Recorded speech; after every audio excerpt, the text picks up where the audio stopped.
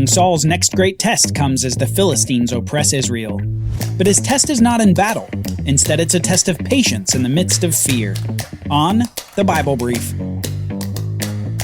Today is review day on the Bible Brief.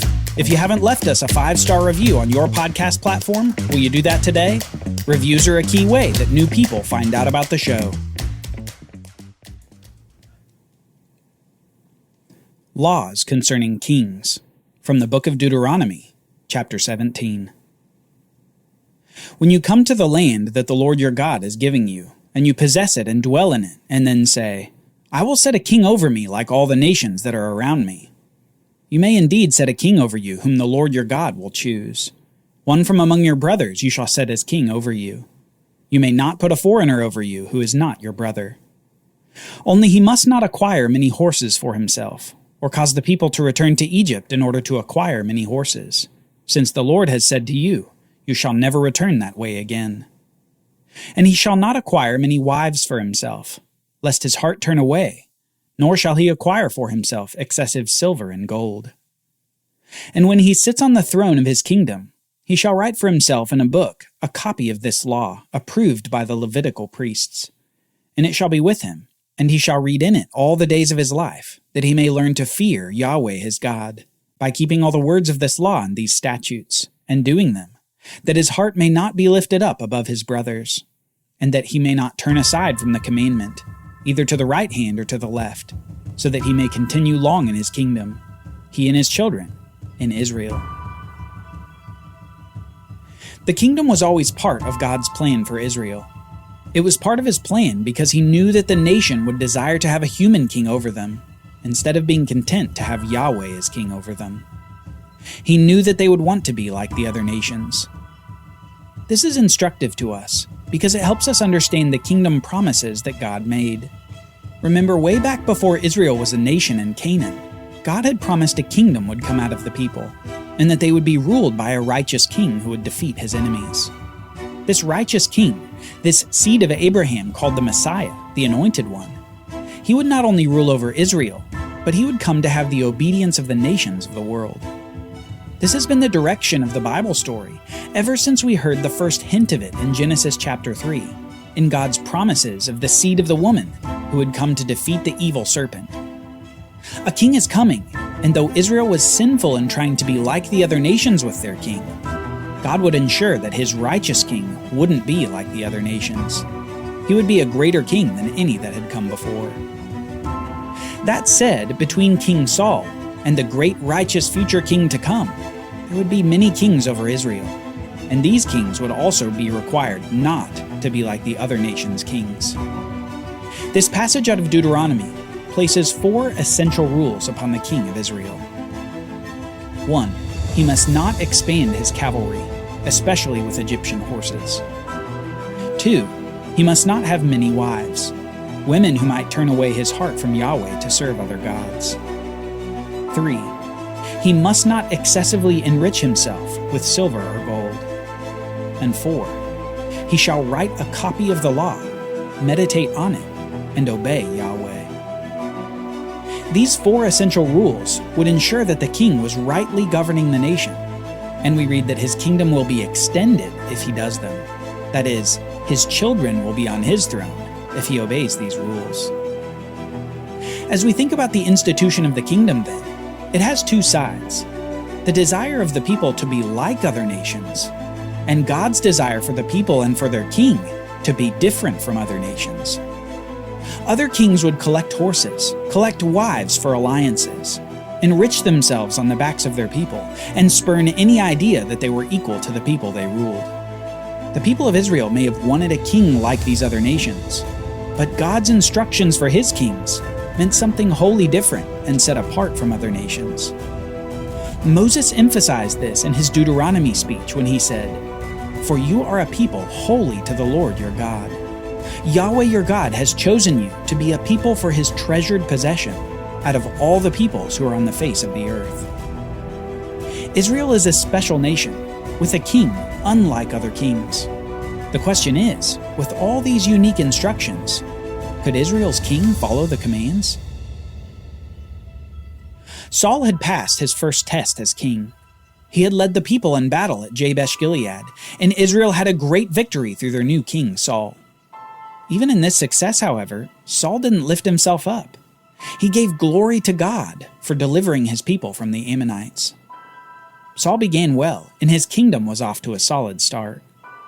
Samuel, however, saw the rebellion in the people demanding a king from God, and he warned the people in his final speech to the nation of the perils of turning away from God and disobeying his commands.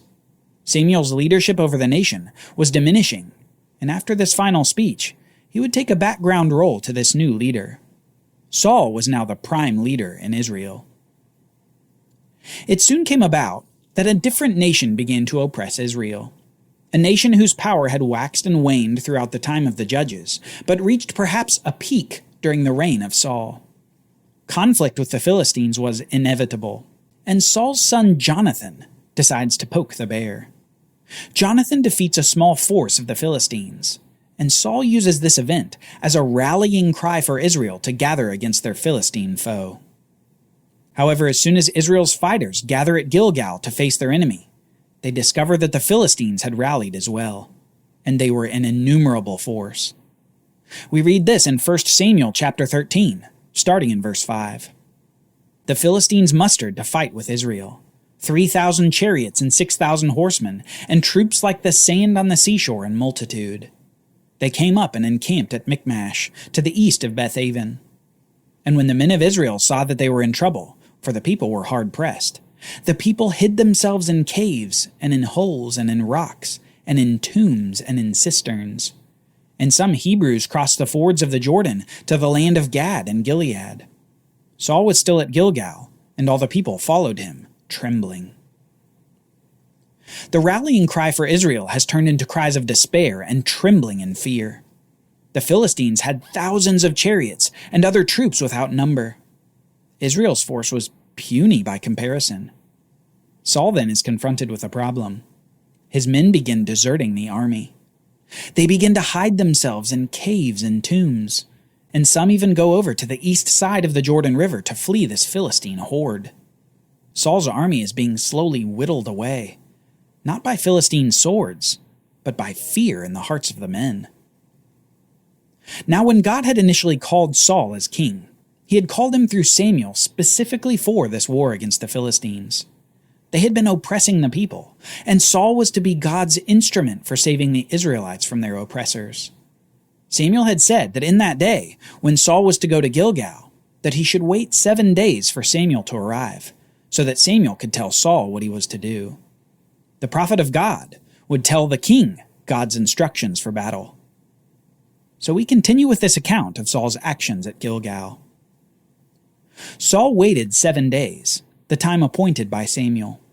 But Samuel did not come to Gilgal, and the people were scattering from him. So Saul said, "Bring the burnt offering here to me and the peace offerings." And he offered the burnt offering. As soon as he had finished offering the burnt offering, behold, Samuel came. And Saul went out to meet him and greet him. Samuel said, "What have you done?" And Saul said, "When I saw that the people were scattering from me, and that you did not come within the days appointed, and that the Philistines had mustered at Michmash, I said, now the Philistines will come down against me at Gilgal, and I have not sought the favor of the Lord. So I forced myself and offered the burnt offering." And Samuel said to Saul, "You have done foolishly. You have not kept the command of the Lord your God, with which he commanded you." Apparently on the 7th day, Saul decides instead of waiting any further for the prophet, he will take matters into his own hands. He decides to make burnt offerings to God, instead of waiting for what Samuel would tell him to do. But just as soon as Saul had done this, Samuel arrives and lets him know that he has made a grave error. Rather than obey what God's prophet had told him, Saul makes offerings not commanded and disobeys the command to wait for Samuel. Samuel's rebuke for Saul's behavior isn't done, though. After calling Saul's actions foolish, he says that this disobedience has cost him the kingdom. He says if Saul had obeyed then, the Lord would have established your kingdom over Israel forever.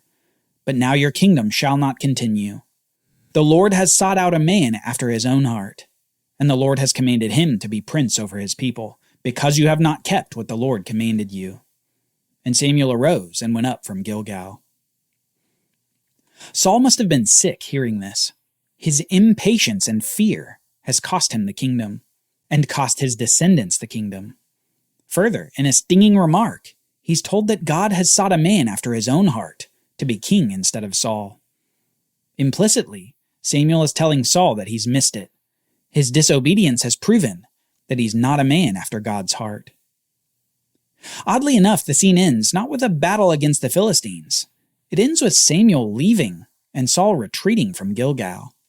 He retreats to his hometown of Gibeah, and his former force of about 3,000 had shrunk in fear to about 1/5 of the size. He now had only 600 men to go against thousands of Philistines. He faced unwinnable odds with makeshift weaponry against iron chariots. Not only that, but God's prophet had left after Saul's disobedience at Gilgal. You have to wonder if he thought this might be the final end of the Israelite nation.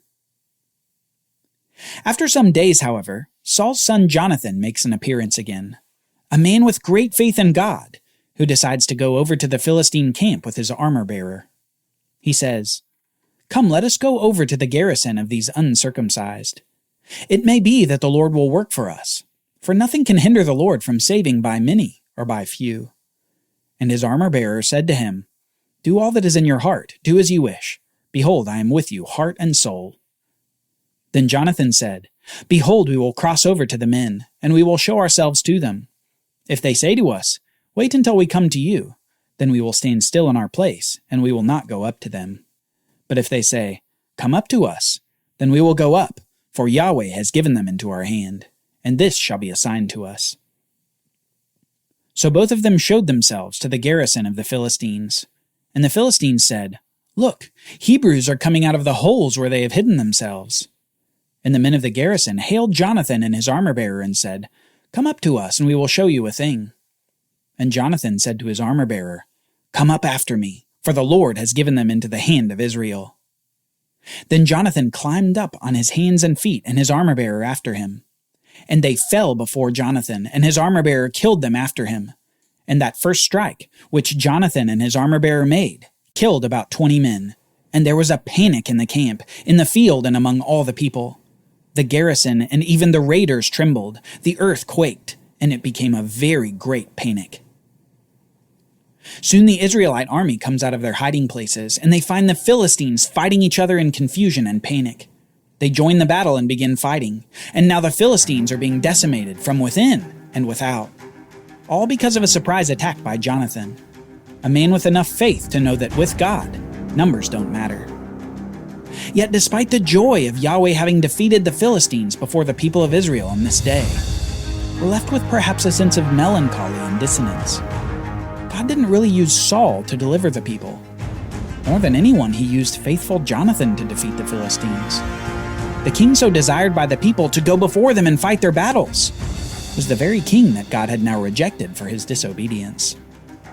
Saul had missed the fourth rule of the kingship: obey Yahweh. Instead, God would choose a king after his own heart. A king not like Saul.